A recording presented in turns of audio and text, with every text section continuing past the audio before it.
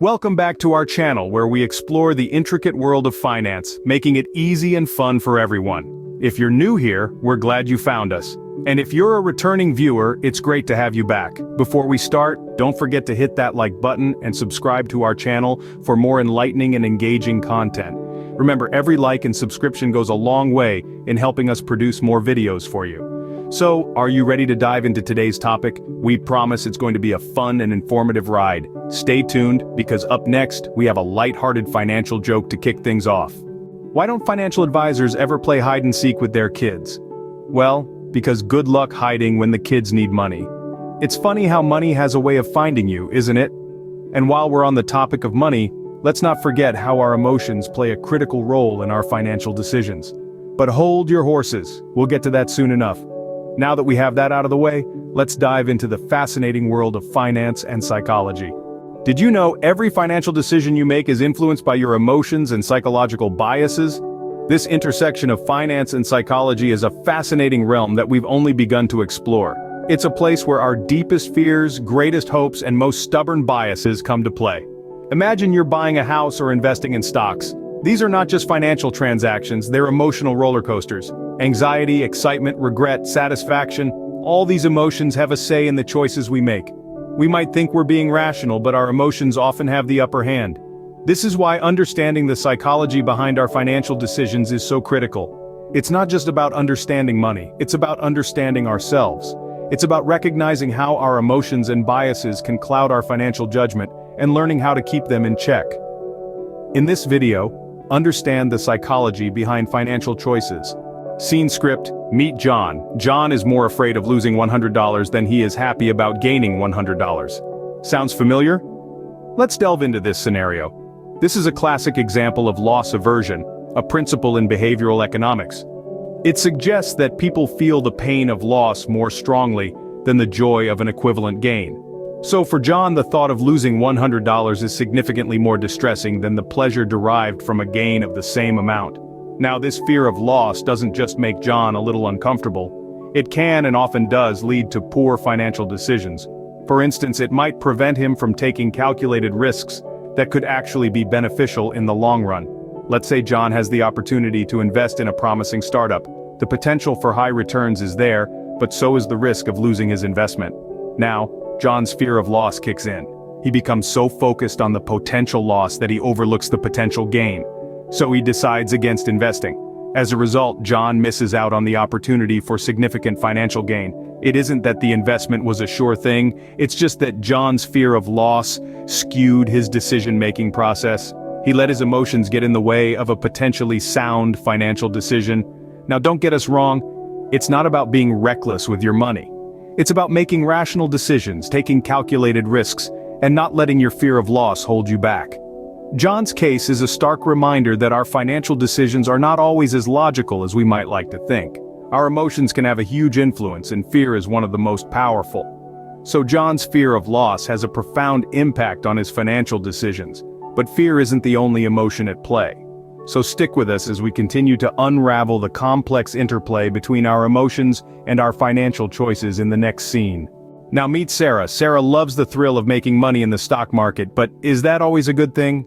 Our friend Sarah is quite the character. She's a savvy investor who takes great pleasure in seeing her portfolio grow. It's a joyous feeling, isn't it? Those green arrows pointing upwards, the increasing numbers, the sense of accomplishment, all of it brings a rush of excitement. But there is a psychological concept here that often goes unnoticed. It's called overconfidence. Overconfidence, in financial terms, is when an investor believes they have superior knowledge or ability, leading them to make risky decisions. Sarah, for instance, makes a couple of successful trades, and suddenly, she feels invincible. She starts taking on more risk, believing that she has the Midas touch. But in the unpredictable world of the stock market, overconfidence can be a dangerous trait. When Sarah scores a big win, her brain releases a chemical called dopamine. It's a feel-good neurotransmitter, often associated with reward and pleasure. This dopamine release makes the joy of gain incredibly enticing, reinforcing the desire to take on more risk for potentially bigger rewards. But here's the catch. The brain doesn't differentiate between a skill-based win and a luck-based win. It just knows it feels good. So, Sarah, fueled by the joy of gain and a hefty dose of dopamine, continues to make riskier bets. The pleasure of winning outweighs the potential pain of losing. But remember, the stock market isn't a game of chance. It's a complex system influenced by numerous factors, many of which are beyond our control. The joy of gain can be a powerful motivator. It can push us to strive for bigger and better, to take risks and chase success. But it can also lead us down a path of financial risk-taking that may not always end well. It's a delicate balance, isn't it? Just like John, Sarah's emotions significantly influence her financial choices. But can we control these emotions? You may wonder if it's possible to control our emotions when making financial decisions. The short answer is, yes, we can. It's not always easy, but with the right strategies, we can keep our emotions in check and make more informed choices. Firstly, financial education is key. It's easier to keep your cool when you understand what's happening.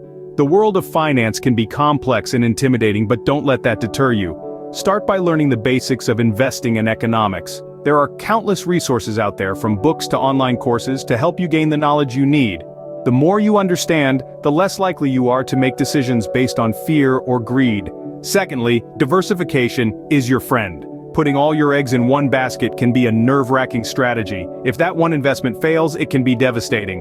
But if you spread your investments across different assets and sectors, you can reduce your risk. This way, if one investment doesn't perform well, you have others to fall back on. It's a simple strategy, but it can do wonders for your peace of mind. Lastly, remember to always think long-term. The market is unpredictable and can fluctuate wildly from day to day. If you're constantly checking your investments, it's easy to get swept up in the chaos. But if you're investing for the long haul, these daily fluctuations become less significant. Instead of reacting to every dip or surge, focus on your long-term goals. And remember, investing is not a sprint, it's a marathon. Controlling your emotions when making financial decisions is not about eliminating them. It's about understanding them, acknowledging them, and not letting them dictate your choices. It's about making decisions based on logic, knowledge, and a well-thought-out plan. With the right strategies, we can keep our emotions in check and make better financial decisions. We've covered quite a bit today. Let's quickly recap. We started off with a lighthearted financial joke to set the tone, and then delved into the intriguing intersection of finance and psychology. It's a fascinating field that explores how our emotions influence our financial decisions, often in ways we may not even be aware of. We then looked at 2 case studies that illustrated the powerful role emotions play in our financial decisions. The first case study was all about the fear of loss. It's a primal emotion that can often lead us to make financial decisions that are more about avoiding loss than about maximizing gain. We discussed how this fear can lead us to hold on to losing investments for too long, or to sell winning ones too soon. Our second case study focused on the joy of gain. This emotion can be just as powerful and just as misleading. We explored how the excitement of potential profits can lead us to make risky investments without properly considering the potential downsides. But it's not all doom and gloom. We also discussed strategies to help control these emotions when making financial decisions. We talked about the importance of creating a solid investment plan and sticking to it, even when our emotions are telling us to do otherwise. We also emphasized the value of diversification in reducing risk and the role of patience in achieving long-term financial goals.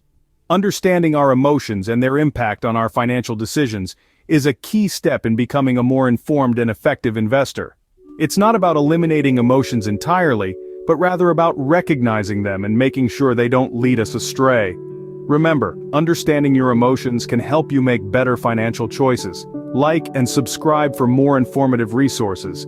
Until next time, keep exploring the psychology behind your financial choices. Before we wrap up this enlightening journey into the world of finance and emotions, we have a little task for you. Reflect on your own financial decisions. Can you pinpoint any instances where your emotions may have taken the driver's seat? Perhaps a fear of loss made you sell a stock too soon, or the thrill of a potential gain made you invest more than you should have. If you can't think of any off the top of your head, don't worry. Just keep this knowledge in your arsenal for the next time you're about to make a financial decision. And remember, it's not about being devoid of emotions, but about understanding them and not letting them dictate your choices.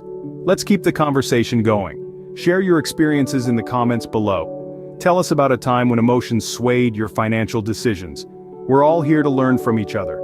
And one last thing, if you found this video helpful, make sure to give it a thumbs up and hit the subscribe button. This encourages us to keep producing more content like this.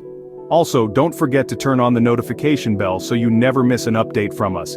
Thanks for joining us today, and remember, understanding your emotions can make you a better investor. Until next time.